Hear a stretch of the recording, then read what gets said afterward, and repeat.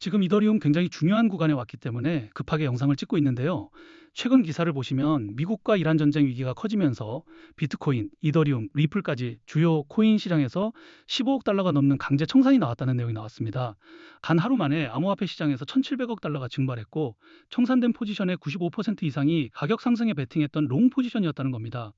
쉽게 말해서 시장이 올라갈 거라고 보고 버티던 투자자들이 한꺼번에 강제 청산을 당하면서 비트코인, 이더리움, 리플까지 전부 강하게 밀렸다는 거죠. 특히 이더리움 같은 경우에도 롱 포지션 청산 물량이 크게 나오면서 가격이 강하게 흔들렸습니다. 그래서 지금 홀더분들 입장에서는 불안할 수밖에 없습니다. 시장 전체가 무너지고 중동 전쟁 리스크까지 터지고 롱 포지션 청산까지 나왔으니까 이제 이더리움도 진짜 끝나는 거 아니냐, 지금이라도 던져야 하나, 아니면 이게 마지막 공포 구간인 건가, 이런 생각이 계속 들 수밖에 없는 자리라는 겁니다. 그런데 제가 계속 말씀드렸죠. 이런 구간에서 가장 중요한 건 공포에 같이 던지는 게 아니라 왜 하락이 나왔고 왜 다시 반등이 나오는지를 봐야 한다는 겁니다. 차트를 보시면 이더리움은 계속 눌리면서 270만 원대까지 밀렸지만 지금 다시 279만 원대 부근까지 반등이 나와주고 있습니다. 장중 저점은 270만 원까지 나왔고 현재 가격은 279만 원대 부근에서 움직이고 있는데요. 볼린저 밴드 기준으로 보면은 중심선은 306만 원대 부근이고 하단 밴드는 278만 원대 부근입니다. 즉 아직 중심선을 회복한 강한 추세 전환 자리라고 보기는 어렵지만 하단 밴드 부근에서 다시 반등을 시도하고 있다는 게 중요합니다. RSI도 25선 부근까지 내려오면서 과매도권에 가까운 흐름이 나와줬기 때문에 지금은 공포 매물이 상당히 강하게 쏟아진 이후에 반등이 시도되는 자리라는 거죠. 자, 그런데 여기서 진짜 중요한 게 있습니다. 지금 이더리움이 단순히 많이 빠졌기 때문에 기술적으로 반등하고 있는 게 아니라는 겁니다. 많은 분들은 이런 구간에서 많이 빠졌으니까 잠깐 튀는 거겠지 이렇게 생각하고 넘어가는데요. 지금 반등을 반드시 집중하셔야 하는 이유가 있습니다. 바로 시장 자체의 매도 압력이 낮아졌기 때문인데요. 중동 전쟁 리스크와 강제 청산으로 겉으로는 시장이 완전히 무너지는 것처럼 보였지만 실제로는 그동안 가격 하락을 만들어 왔던 덤프 물량과 레버리지 청산 물량들이 상당 부분 정리되면서 매도 압력이 낮아지고 있다는 겁니다.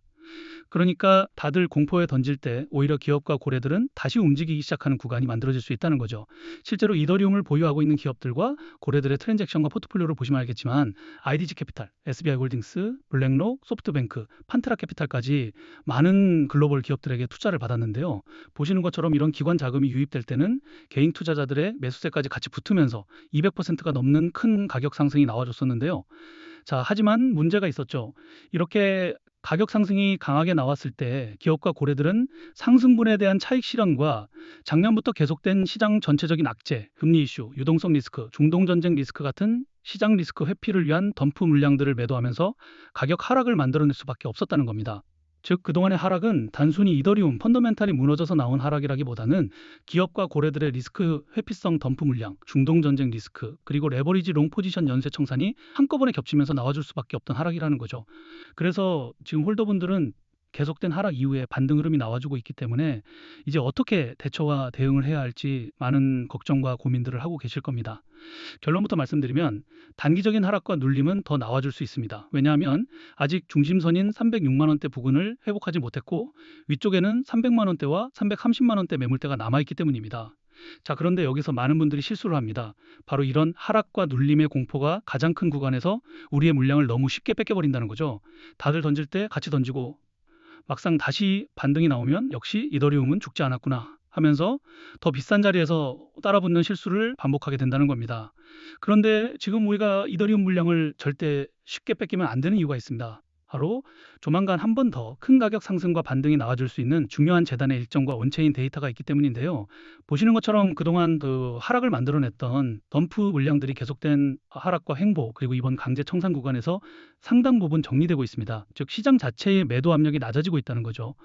겉으로 보면 미국과 이란 전쟁 위기, 15억 달러 강제 청산, 이더리움 가격 하락 때문에 공포가 가장 강한 구간처럼 보이지만 안쪽에서는 이미 던질 물량들이 상당 부분 정리되고 기업과 고래들이 다시 움직이기 시작하는 구간으로 봐야 한다는 겁니다. 그리고 더 중요한 건 아직까지 매도되지 않은 대규모의 이더리움 물량들이 또 한 번 더 재단의 락업 해제 일정에 맞춰서 1년 만에 거래소로 이동하고 있다는 건데요.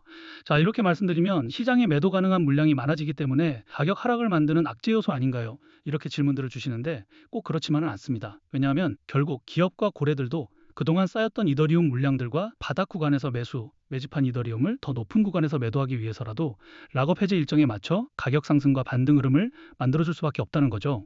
예시로 큰 논란이 됐던 건데요. 그동안 리플 재단과 코인 시장에서는 재단이 기업들에게 더 많은 투자를 받기 위해서 락업 해제 일정을 협업기관들에게 공개하고 이 일정 전마다 가격을 상승시키고 고점에서 매도할 수 있게 하면서 협업기관들은 수익을 보고 재단은 더 많은 투자를 받았다는 겁니다. 그리고 여기서 더 중요한 거는 가격을 상승시키기 위해서 허위 사실이나 오해 소지, 즉 가격 상승 기대감을 일으킬 수 있는 호재를 발표하면서 인위적으로 가격을 펌핑시킨 뒤에 가격이 상승하면 개인 투자자들에게 물량을 몽땅 팔아치우면서 많은 수익을 받았다는 거죠.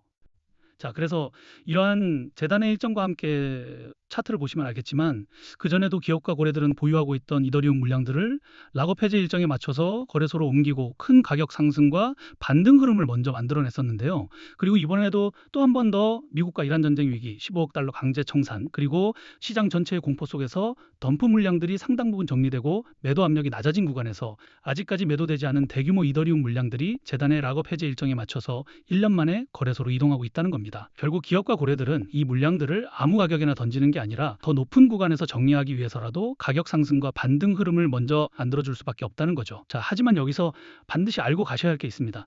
지금 이더리움이 하단 밴드 부근에서 반등을 시도하고 있다고 해서 무조건 안심할 자리도 아니고 반대로 중동 전쟁 리스크와 강제 청산 뉴스만 보고 공포에 던질 자리도 아니라는 겁니다.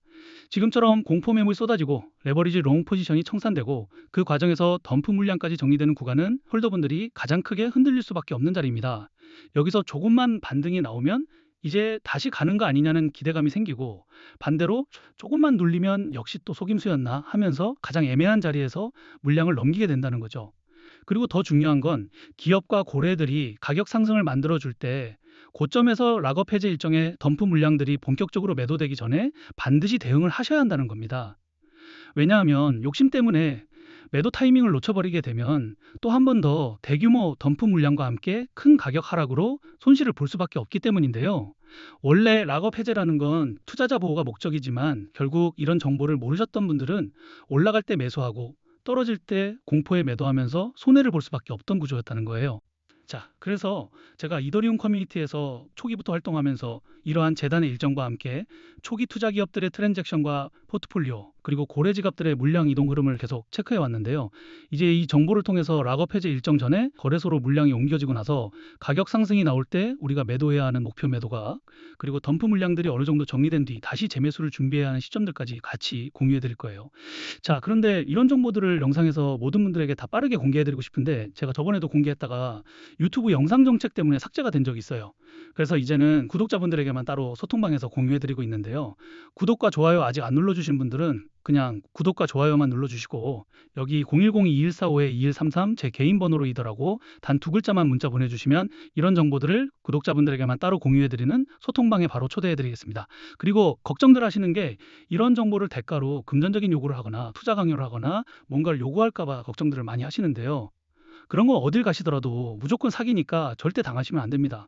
저는 그런 거 없고 그냥 채널의 성장을 위해서 구독과 좋아요만 눌러주시면 좋을 것 같습니다. 그리고 간혹 질문들 주시는 게 지금 이더리움을 보유한 기업이나 고래들이 그냥 거래소로 물량을 옮기는 것뿐인 거 아니냐는 건데요. 이게 만약 그 한두 기업이나 한두 고래 지갑만 움직인다면 그냥 그들의 사정에 의해서 그럴 수 있습니다. 그런데 지금처럼 중동 전쟁 위기와 강제 청산 이후 공포가 가장 강한 구간에서 여러 기업과 고래들의 물량 이동 흐름이 비슷한 시기와 패턴으로 같이 나오고 있다면 이건 단순한 우연으로 보기보다는 가격 상승과 반등을 만들어낸 뒤 물량을 정리하려는 흐름으로 같이 보셔야 한다는 거죠. 자, 결국 중요한 건 지금 이더리움을 공포에 던지느냐 아니면 반등이 나왔다고 무작정 욕심내느냐가 아닙니다. 지금처럼 덤프 물량과 청산 물량이 상당 부분 정리되고 시장 자체의 매도 압력이 낮아진 구간에서는 재단의 일정, 락업 해제 구간, 그리고 기업과 고래들의 트랜잭션과 포트폴리오 흐름을 반드시 확인하면서 대응하셔야 한다는 겁니다. 왜냐하면 이번에도 이런 정보를 모르고 대응을 놓치게 되면 가격 상승이 나와도 고점에서 정리하지 못하고 다시 대규모 덤프 물량이 본격적으로 매도될 때 큰 가격 하락으로 손해를 볼 수밖에 없기 때문입니다.